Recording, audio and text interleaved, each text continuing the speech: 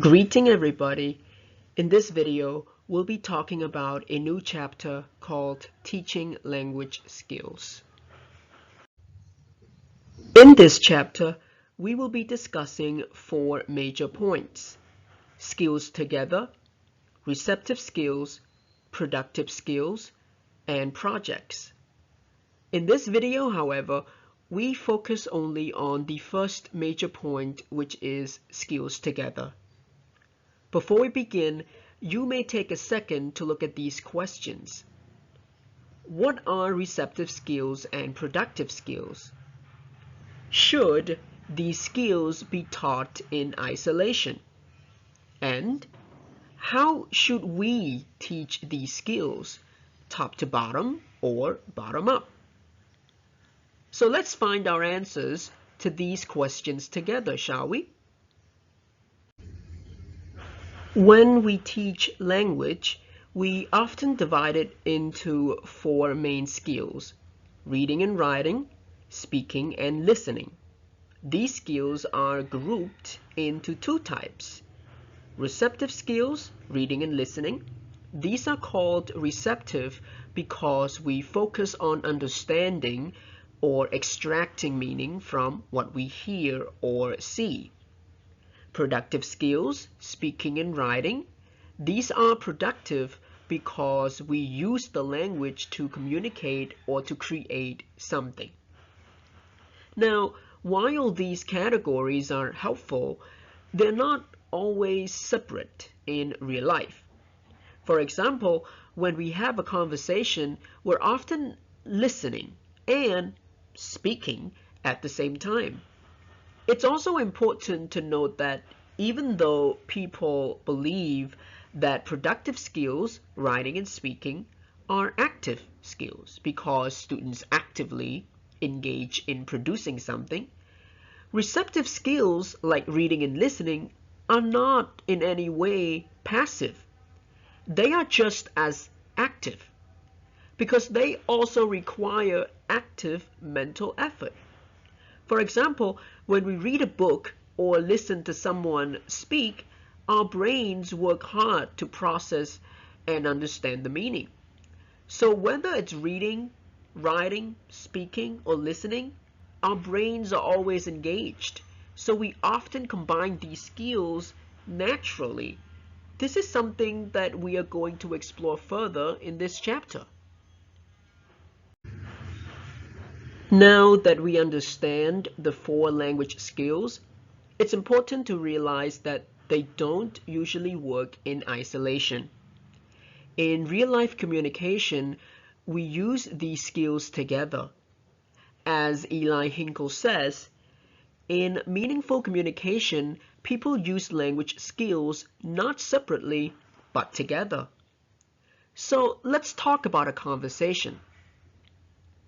When we talk to someone, we're not just speaking, we're also listening. Without listening, we can't respond appropriately, but of course some people are better listeners than others, but that's another story for another day. Another example is in lectures.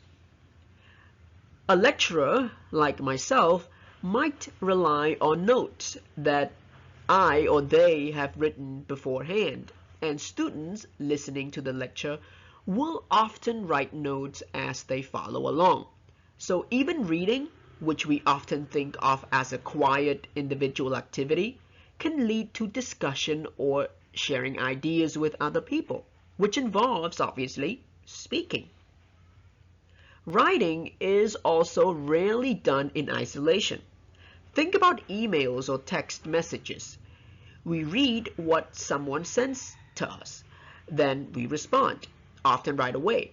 Even when we write something alone, we usually go back and read through it before we share it. Though let's be honest, we sometimes send messages too quickly and regret it later because we never go back and read what we just wrote. Because these skills are so interconnected, it doesn't make sense to teach them in isolation. So in this chapter, we'll explore how input and output are connected in the classroom, how skills can be taught together, and how skills work ties into language learning overall. When talking about language skills, we need to keep in mind two words, input and output. So what do they mean and why do we need to know about them in language skills? Simply put, input refers to the language that we see or hear. It's all the information about the language that comes to us. Examples include listening to a teacher, reading a text, watching a video, or hearing a conversation from somewhere or someone. Output, on the other hand, refers to the language that we produce, like speaking or writing. The connection between the two is essential.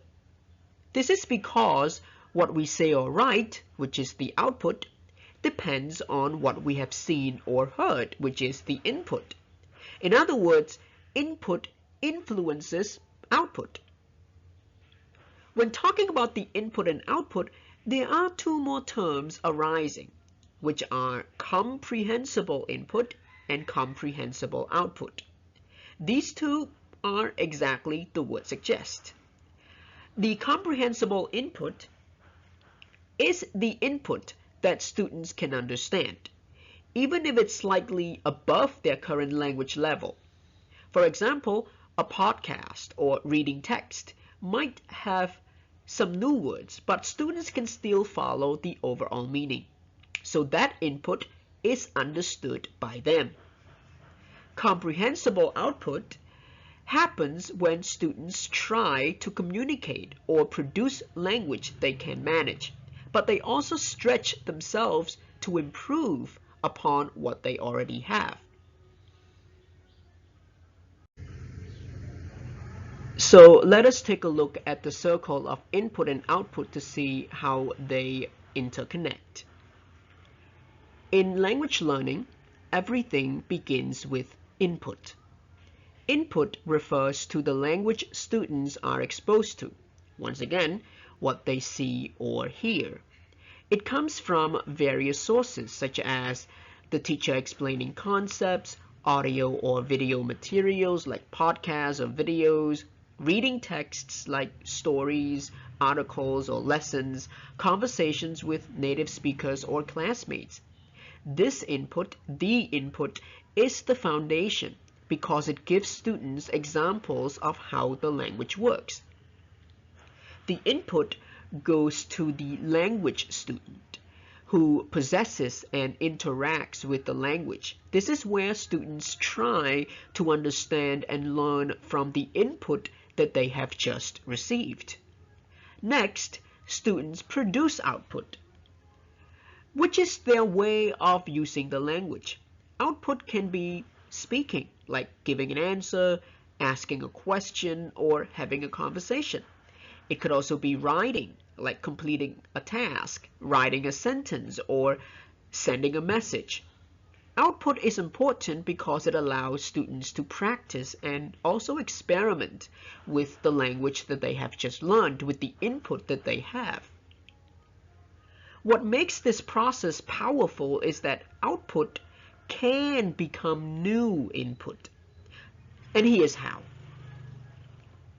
After producing the output, students can reflect on it, reflect on their output. For example, did my listener understand me? Was my writing clear?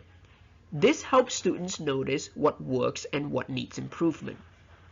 Based on what happens with their output, students may realize mistakes or areas to improve. For instance, if someone says, "I don't understand what you mean," the students can now modify their sentence to make it clearer. In writing, a student might notice that they forgot to add a punctuation, or they may have used the wrong word.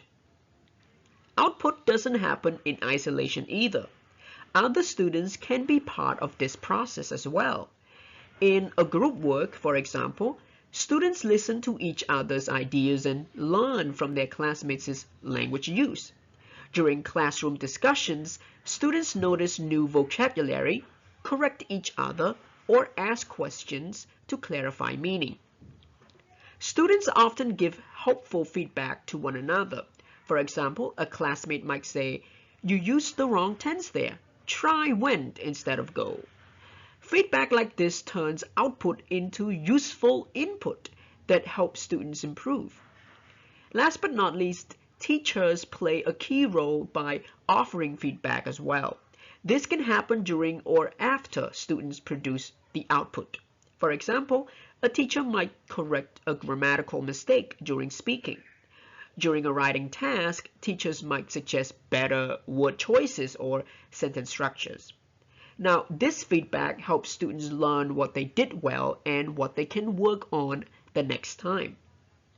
At this point, all of the feedback, participation, and reflection become new input for the student. This input is more meaningful because it's directly connected to the student's own language use. For example, a student who struggled with verb tenses in their speaking output now has feedback as new input. They can practice using the correct tenses the next time they use the same output.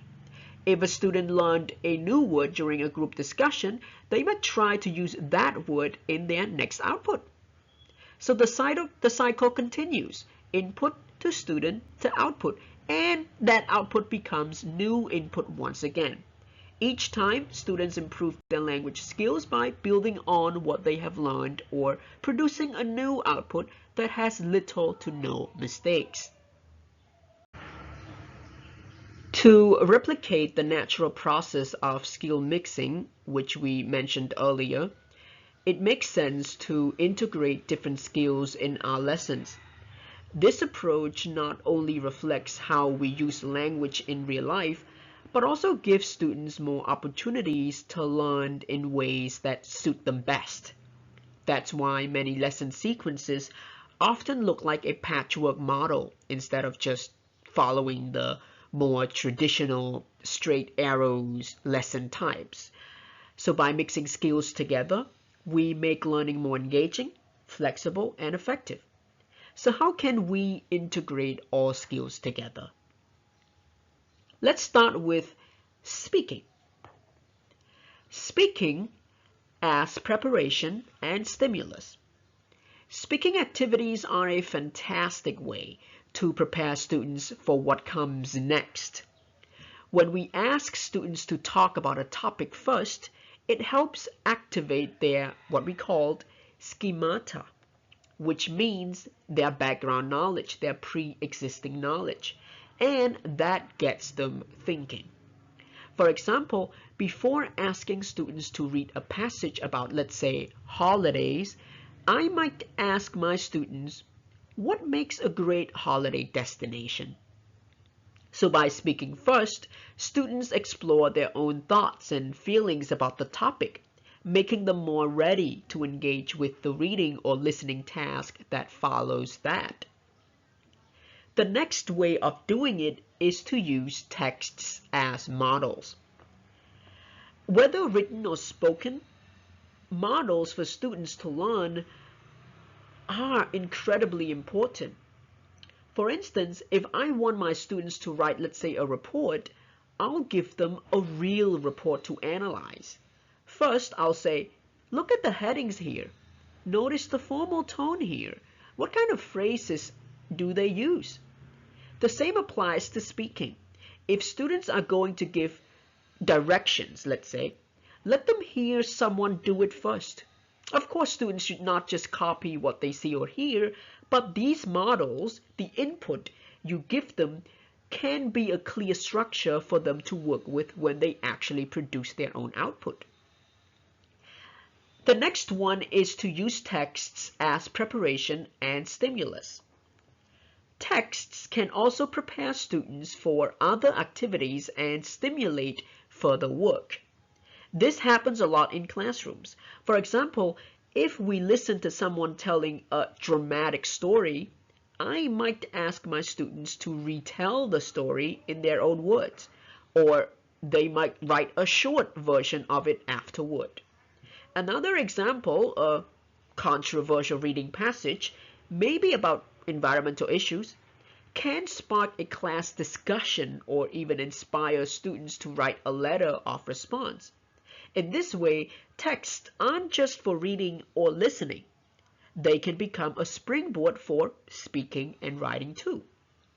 Last but not least is the integrated tasks. This is where multiple skills come together naturally. For example, imagine students listen to a recorded phone conversation and they have to take notes.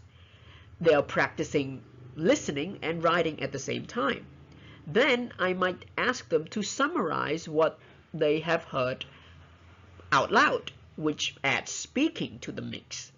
This kind of integration happens all the time, even in role plays. Students often read for preparation, listen carefully to their peers, and respond by speaking. Tasks like these reflect how skills overlap in real life, and they make lessons much more meaningful. Any cooperative activities naturally combine all four skills together. For example, let's say students are doing a class project about endangered animals. First, they'll need to research by reading articles or listening to videos. Then, they'll discuss, which is speaking, their findings in groups, which involves speaking and listening. And in the end, they might write a report or prepare a presentation. In tasks like these, students are reading, speaking, writing, and listening, sometimes all at the same time. This mirrors the way that we use language in real situations. So integrating skills, whether it's through speaking, using text, or working on projects, gives students richer, more natural learning experiences. It prepares them to use language the way we do in everyday life, where skills mix together all the time. Alright, let's talk about how language skills and language construction work together in the classroom. First off, when we're working on the language skills, we often set the stage for understanding different language constructions too. This means that we don't just work on skills in isolation, but we also look at how language is used in context. So let us look at this example from the article. The first thing you can do here with this text that you are looking at right now is to get students engaged by asking them to find the adjectives. For example, we could focus on one-word adjectives or compound adjectives. If you look at this text one more time, you can see that it is a typical journalistic text. This is a great starting point for analyzing how language works in real life, such as how certain constructions like need to get from A to B are acceptable in a journalistic text, but it might not be suitable in a formal writing. So we can get students to be familiar with phrases that are formal and informal. You can also use this kind of text to dive deeper into grammatical structures like the present perfect versus the past simple. For example, the study in the article is described using the present perfect, which is useful for discussing ongoing results. Now, we can also use this same text to highlight how complex sentences are built using punctuations like commas or colons.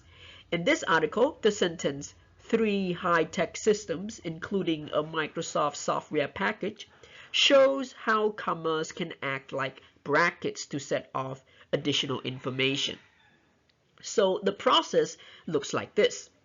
We start by exploring the language, understanding how it's constructed, and then using these insights to build up the students' language skills.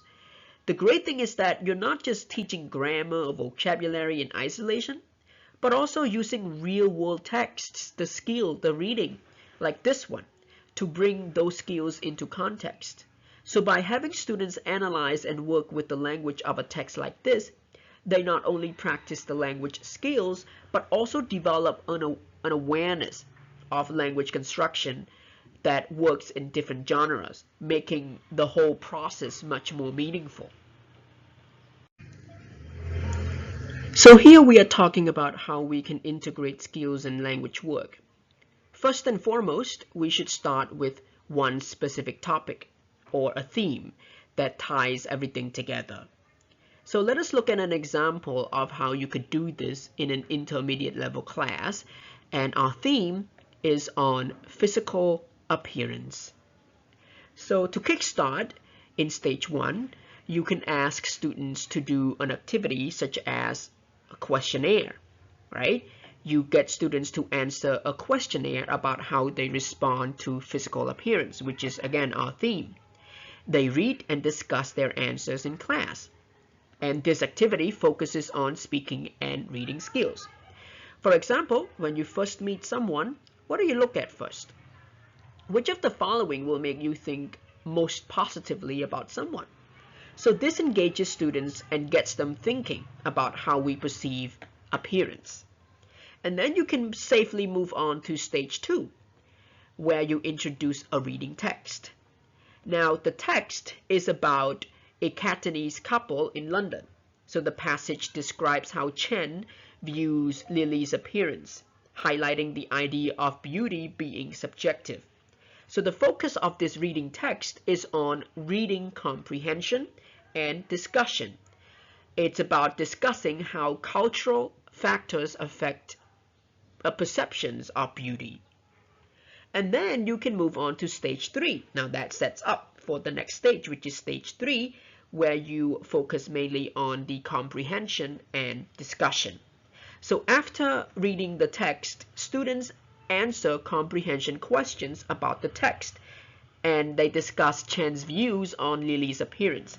They explore the idea of beauty as a cultural concept, which encourages speaking and critical thinking at the same time. Now that moves us to the language focus, which is stage 4. So students then look for language in the text that describes physical appearance. For example, they can identify words like lean or chubby or pretty, and they discuss how they are used in sentences to describe someone. They also learn which words are suitable for describing men and women, for example, which gives them a better understanding of how the language is used. And then you move on to stage 5, okay, where you rewrite exercise or rewriting exercise, for example. So students rewrite the text as if Chen approves of his wife's appearance. So this allows them to practice both language use and creative thinking at the same time. First, they have to use the language to describe that. Second, they have to think critically of how, Chen approves his wife's appearance. Something like that. And then you move on to stage 6, okay, which you focus on writing descriptions. So students write physical descriptions of a well-known person. So the class guesses who the description is about, which reinforces vocabulary on physical appearance and encourages writing and speaking. Last but not least, stage 7, you may ask them to listen or to do a role play.